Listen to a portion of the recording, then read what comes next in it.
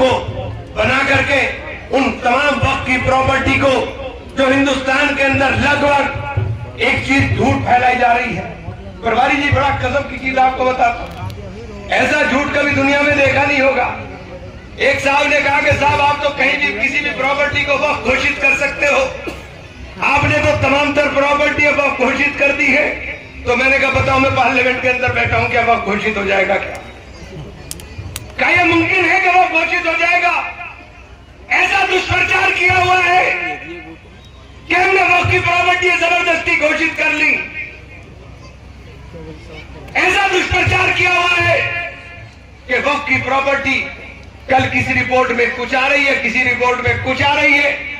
3 report पिछले 1.5 महीने में आई और तीनों रिपोर्ट के अंदर वक्फ की प्रॉपर्टी के अंदर जमीन और आसमान का फर्क, जमीन और आसमान का फर्क दिखाते हैं।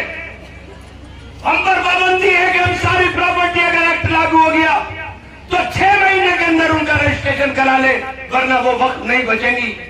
लेकिन देश के अंदर पिछले 10 साल हो गए। 2013 के अंदर वक्फ एक्ट आया था और उस वक्त एक्ट के अंदर ये कहा गया था कि 1 साल में इस काम को पूरा करना चाहिए, लेकिन 10 साल के अंदर मात्र 42% काम पूरा कर पाए साहब।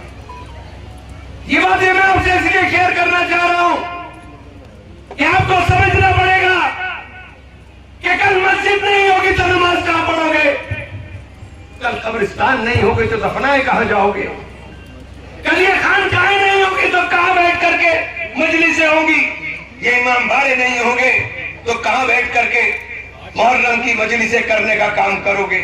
इसलिए कहना चाहता हूं, आओ मिलकर के एक साथ जो हमारे देश के अंदर परंपरा रही और जो देश के अंदर मोहब्बत के वाहक रहे, और वो वाहक है केवल और केवल महात्मा गांधी की विचारधारा, वो वाहक है कांग्रेस और कांग्रेस के नेता राहुल गांधी। मजबूती के साथ राहुल गांधी का हाथ थाम लो साथ। क्या बहादुर आदमी, पूरे देश को पैदल नाम दिया। मीडिया उल्टा सीधा लिखती है, अरबों रुपया राहुल गांधी की छवि खराब करने के ऊपर लगा दिया। क्यों लगा दिया? क्योंकि डर लगता है राहुल गांधी से। डर राहुल गांधी से ही लगता है और किसी से नहीं लगता। ये बात आपको समझाना चाहता हूं कि राहुल गांधी के अलावा कोई इनको डरा नहीं सकता है। इनको रात को सपने में भी राहुल गांधी आते हैं।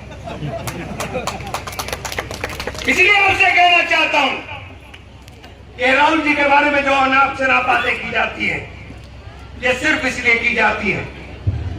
आप तो कहीं किसी जगह हमारे देश के किसी बड़े से बड़े नेता का बता दो कि ऑक्सफोर्ड में जाके लेक्चर दे रहा हो, किसी नेता को बता दो